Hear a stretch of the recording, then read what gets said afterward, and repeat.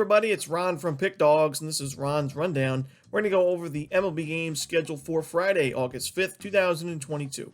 Now, if you like what you see, make sure to give this video a big thumbs up and subscribe to our channel. And don't forget to put your baseball picks in the comments section below. Now, if you're looking for my MLB best bets, you can find those at the Premium Picks tab at Pickdawgz.com. Of course, I'm always running my $15 MLB best bet, so you can check it out at Pickdawgz Premium. Alrighty, here we go. Here are the games for Friday, August 5th.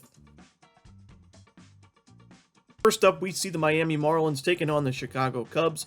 Now, the starting pitching information is a bit up in the air right now. I don't see an official starter listed for the Marlins, and I'm seeing Drew Smyly and Justin Steele as the two options that the Cubs may go with on the mound for this one. Now, the big thing is Smyly and Steele are both lefties. That's the key for me. That's been the Achilles heel for the Marlins this season offensively. Now, in the last month or so, the Marlins have really struggled against lefties or righties, but more so lefties in the entirety of 2022. You look in the last 30 days, Marlins 28th in both team OPS and isolated power against lefties. They have one of the highest team strikeout rates against left-handers this year as well. So although the Cubs haven't been great at Wrigley Field, I automatically are going to lean towards them because of that lefty starter. We saw the Marlins face a lefty a couple days ago against Mike Minor, one of the weakest lefties in baseball. He had an ERA above 6, a 1-7 record, but the Marlins really didn't do too much. Even though they got the win in that game, it was because of Sandy Alcantara. They only scored 3 runs in that whole game, so I don't like the Marlins offense in this game. I'm automatically going to lean towards the under and the Cubs here on the money line. Next up, we see the Pittsburgh Pirates taking on the Baltimore Orioles. Mitch Keller and Dean Kremer are your projected starters.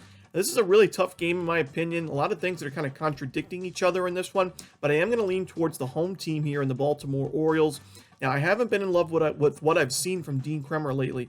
I don't think anybody has. His last 3 starts, rough starts. He gave up 3 earned runs and 8 hits and only 4 innings against the Rays.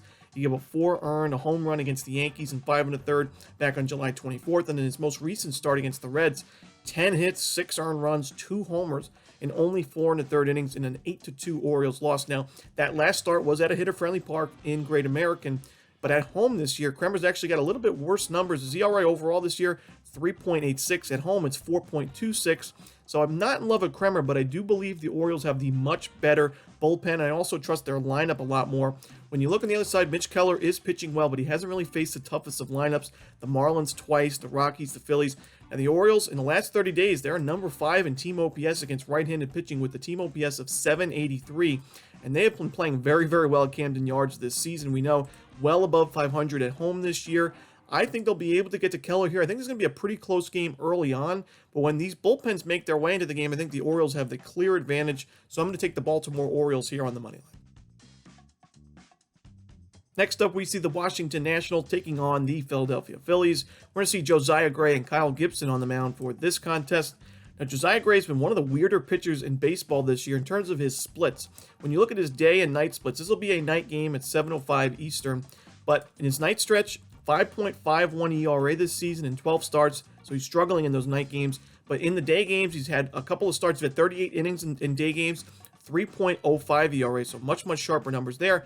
However, when you look at the home and road splits, he's on the road here. On the road, he's got a 2.45 ERA. He's 5-0 in 51 innings pitched. He's got 59 strikeouts in that stretch, and the opponent's batting average is 187 on the road, so very, very sharp on the road.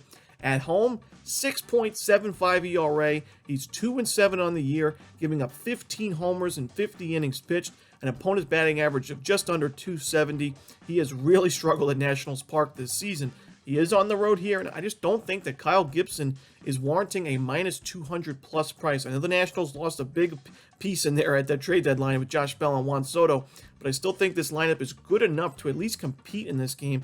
I don't think they're going to win the game outright, but just taking the 1.5 runs, I think this is a 1-run game either way. Kyle Gibson giving up 6 earned runs in 2 of his last 5 starts. The strikeouts are way down for him. Home runs way up. The walks are up as well. I don't trust them, and at this price, to me, the value's on Washington. Give me the Nationals here, plus the 1.5 runs. Next up, we see the Atlanta Braves taking on the New York Mets. We're going to see Ian Anderson and Taijuan Walker as your starters. Now, Ian Anderson, somebody that I've been pretty critical of this year, but I will say had a very, very good outing last time out against a pretty decent Diamondbacks lineup against righties. 6 innings, 1 hit, 1 walk, 9 Ks, no earned runs. Very, very promising start to see from Anderson after one of his weakest starts of the year against the Angels. Now, I don't think Anderson's going to get through this outing without giving up a few earned runs, but I still think his team in the end has some value on him at plus money here on the road, and I do like the Atlanta Braves here on the money line. When you look at Taijuan Walker, he hasn't been very sharp himself. His last couple outings, giving up some home runs, 7 base hits allowed in each of those starts against the Marlins and Yankees, and we know the Marlins are really struggling offensively, so that is concerning. The strikeout numbers well down, only 7 Ks in his last 11 2/3 innings. That is concerning as well. So I don't love Walker in this outing. I think if this is a close game late, I think the Braves have the slightly better bullpen, and I trust their lineup a lot more as well. So I want to take the Atlanta Braves here, getting plus money on the road. Should be a fun game to watch. I think we're going to see some offense in this one. I lean towards the over as well, but give me the Braves here on the money line. Next up, we see the Houston Astros taking on the Cleveland Guardians. We're going to see Framber Valdez for the Astros. No official starter for the Guardians quite yet. Now, the Guardians have really struggled against lefties this year offensively. In the last 30 days, they're 27th in both team OPS and isolated power. Now, Framber Valdez hasn't been as sharp as in his last couple outings, but he faced the Mariners back-to-back starts. And we know the Mariners are crushing lefties as of late, and I was impressed that Valdez, who's more of a pitch-to-contact guy, had 15 strikeouts in his last 13 2/3 innings. And on the season, 117 Ks and 128.2 innings. Not bad at all for a guy like Valdez who trusts his ground ball pitches. He's able to get out of jams with his double play balls. So although he's had some issues with the walks, he's been able to get out of most of those jams. Hasn't given up a lot of home runs. So a really good year for Valdez thus far. I trust the Astros offense to back him up here. I'm going to take the Houston Astros on the run line here, laying the 1.5 runs. Next up, we see the Tampa Bay Rays taking on the Detroit Tigers. No official lineup for this one, as there's no official starter listed for the Tigers. Now, Corey Kluber is expected to go for the Rays, and although he's had a few lackluster starts in a row, I think this is going to be a strong bounce-back outing for him. I like the Rays here on the money line. When you look at Kluber, he's given up 4 earned runs in each of his last 3 outings, but those were against the Orioles twice and the Cleveland Guardians. I just mentioned the Orioles hitting right-handed pitching very well, top 5 in team OPS. But the Guardians, they're right up there as well. They're number 6 in the league in team OPS against righties. So I think both of those lineups are much, much better than this Detroit lineup. When you look at the Tigers, they're near the bottom in almost all important hitting metrics against righties this season in the last 30 days. They're dead last in team OPS with a 568 team OPS against righties in the last month, 29th in isolated power. So Kluber, he had 10 strikeouts in his last outing. Although he struggled a little bit, it was impressive to see him miss a lot of bats. I think this is going to be a strong bounce-back outing. Give me the Tampa Bay Rays here on the money line. Next up, we see the Chicago White Sox taking on the Texas Rangers. Glenn Otto and Dylan Cease on the mound for this one. I will say this line looks a little trappy in my opinion. I know the White Sox are on the road and they haven't had the most success this season, but Dylan Cease and Glenn Otto, this is as lopsided of a pitching matchup you're going to find all year. I mean, Glenn Otto, a 5.5 ERA overall this season, struggling left and right, giving up at least 3 earned runs in each of his last 4 starts. And you look on the other side, Dylan Cease hasn't given up more than 1 earned run in any of his outings since May 24th. He's been the hottest pitcher in baseball, and on the road, a 1.3 ERA. So to me, this line being at minus 170, I would put it at minus 200 plus. A little concerning there, but just based on the statistics, I have to go with Chicago here on the run line. Maybe a little bit of a trap game, but I'm still going to roll with it here. White Sox offense hasn't been impressive, but against Glenn Otto, I think they'll score the necessary runs here to cover the run line. Give me the White Sox minus the 1.5. Next up, we see the New York Yankees taking on the St. Louis Cardinals. Nestor Cortez and Dakota Hudson are your starters for this one. Now, the Yankees have lost 3 of their last 4 games, giving up 7 or more runs in each of those losses, 2 to the Mariners and 1 to the Kansas City Royals. The pitching staff is certainly struggling. Although Nestor Cortez has pitched well in 2022, he's facing a tough lineup here in the St. Louis Cardinals. They've been crushing lefties from the start of the season, and that includes in the last 30 days. When you look at the numbers, team OPS-wise, the Cardinals right up there in terms of one of the top teams in the league, as they have a team OPS of 794 that's ranked 5th in baseball against those lefties in the last month or so. Isolated power numbers not as good, but I still think they'll be able to score a few runs on Cortez here. Dakota Hudson may not be my favorite option on the mound, but I will say he is pitching a lot better at Busch Stadium at home this year than he has on the road. The splits are kind of crazy. When you look on the road, he's got a 5.26 ERA and 49 2/3 innings. At home, though, he's got 51 1/3 innings, 2.98 ERA, and an opponent's batting average of 238 on the season in his home starts. I think Hudson's good enough here for the Cardinals bats to back him up and get the win here at home, and you're getting plus money right now. Give me the Cardinals on the money line. Next up, we see the Kansas City Royals hosting the Boston Red Sox. We're going to see Zach Greinke on the mound for the Royals. No official starter listed for the Red Sox quite yet. Now, if you guys have watched the rundown from the beginning of the season, you guys know I'm not the biggest fan of Zach Greinke, at least in the later years of his career, and especially in 2022. But I will say he's pitching very, very well at Kauffman Stadium this season. He's more of a Kauffman Stadium pitcher. He's got a 1.65 ERA, a 3-1 record in 43 2/3 innings at Kauffman Stadium. An opponent's batting average of 224 compared to a 321 opponent's batting average in his road starts with that 7.16 road ERA. He has been fantastic at home and has struggled mightily on the road. But he's at home here, and he's facing a Red Sox lineup that just hasn't been the same lately. You can go back the last 30 days or so. When you look at the numbers in terms of isolated power, they're outside the top 15. In terms of team OPS, they're ranked 26th against righties in the last 30 days, a team OPS of 635. The Red Sox pitching staff has not been great. Although the Royals lost just a couple of key bats at the trade deadline, I still think Kansas City competes here. I'm going to take the Royals. I'm going to expect we're going to get plus money here with Kansas City just because they do have one of the worst records in the American League. But I'll take that value with Greinke. Give me the Royals on the money line. Next up, we see the Cincinnati Reds taking on the Milwaukee Brewers. We're going to see Robert Duggar and Eric Lauer on the mound for this one. I know the Milwaukee Brewers have disappointed quite a bit in their last few games, losing that series or getting swept in that series by the Pittsburgh Pirates. However, I'm not ready to throw them out completely for the rest of the season. I don't think it's smart to do that for any team in the league. When you look at some of the better teams in the league, you look at the Dodgers, they were swept by the Pirates at home earlier in the season. You look at the Astros, swept on the road by the A's when they were big favorites in all three of those games, the shorthanded Oakland Athletics. You look at the Yankees at the beginning of the season. They played a series in the Camden Yards. They lost 2 of 3 to the Orioles. The Orioles were still considered one of the weaker teams in baseball. Yankees, a big money, big market team. Yankees lost 2 or 3. People were starting to say, oh, the season's done for the Yankees. And now here those teams are with the best records in the league. You can't really throw away any team, even the weaker teams. You're going to find some value on them here and there. In this particular matchup, I think the Brewers still have a really, really big statistical advantage. You look at Eric Lauer, he's a power pitcher. He's volatile. He's going to give up some home runs, but he's also going to strike out a good amount of batters.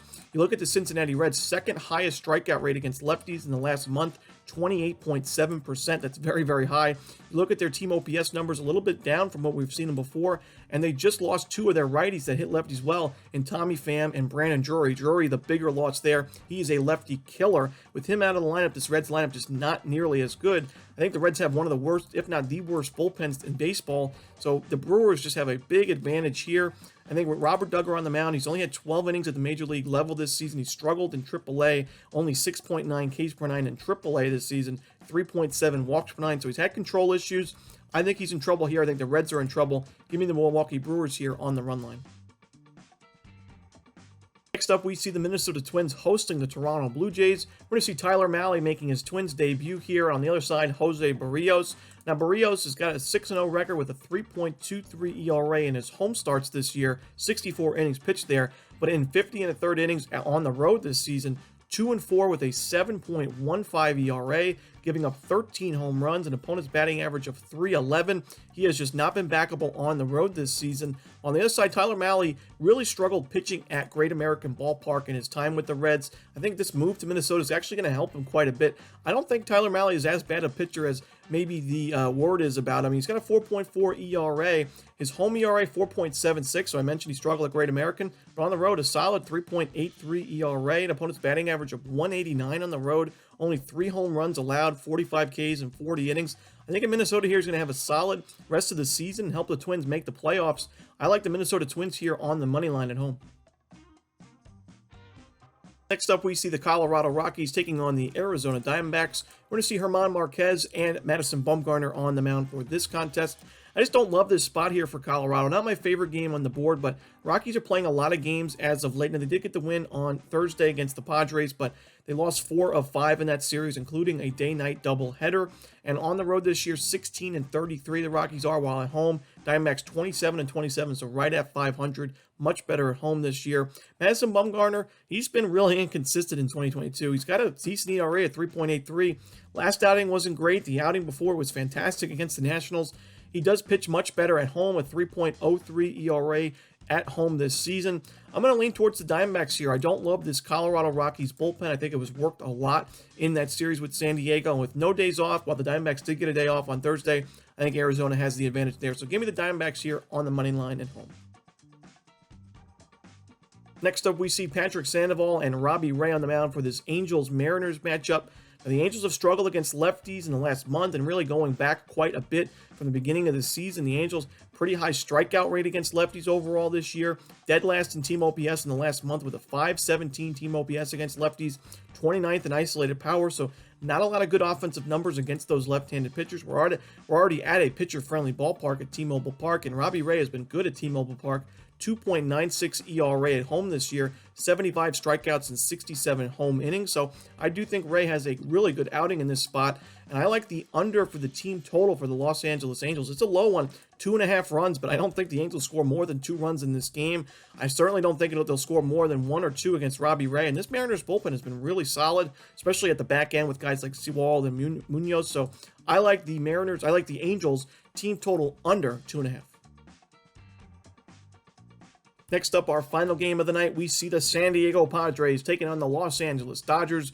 This is going to be a fun one to watch. We got Braves, Mets, we got Padres, Dodgers, a couple of great divisional rivalries, and this was a fun series to watch even before the trade deadline. Now, Soto, Bell, and Drury join the Padres. This is going to be a fun series to watch for quite some time now.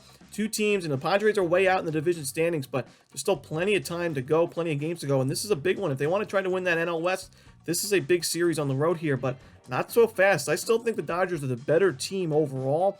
You're getting a pretty good price with Los Angeles because the public is a little happy to see what the Padres did at the deadline. We know exciting players to watch in Soto, Bell, and Drury, all three very, very good hitters. But when you look at this pitching matchup, Sean Manaea on the side for the Padres, Tony Gonsolin for the Dodgers.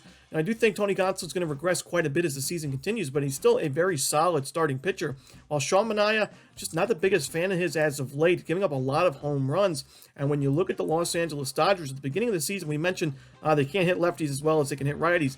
Oh, now they can. They're number 2 in isolated power against lefties, number 2 in team OPS with an .889 team OPS against southpaws in the last month. I think Manaea is in trouble. He's given up 4 homers in his last 9 1/3 innings against the Tigers and Twins. I don't like Manaea in this spot. I'm going to take the Los Angeles Dodgers here on the money line. And that's it. Those are the games for Friday, August 5th. Hope you enjoyed this video. If you did, don't forget to hit that like button and subscribe. And don't forget to put your baseball picks in the comment section below. Again, if you're looking for my best bets, you can find those at Pickdawgz Premium. And don't forget, you can use the code AUG15, that's AUG15, to save 15% at checkout. Alrighty, guys. I hope to see you soon. As always, this is Ron Romanelli. Good luck.